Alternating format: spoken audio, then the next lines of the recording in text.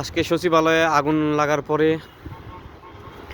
প্রচুর দমকল বাহিনী এসেছিল আগুন নেভানোর পরে সচিবালয়ের ঠিক এই জায়গাটায় সচিবালয়ের আগুন লেগেছিল। দেখেন আপনাদের দেখাচ্ছি, ঠিক এই জায়গাটায় আগুন লেগেছিল সচিবালয়ের।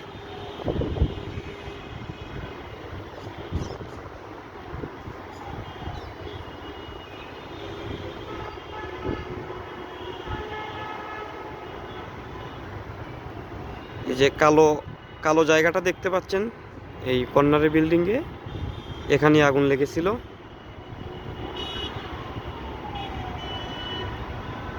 বাংলাদেশের ফ্ল্যাগের পাশে আগুন লেগেছিল এই জায়গাটাতে।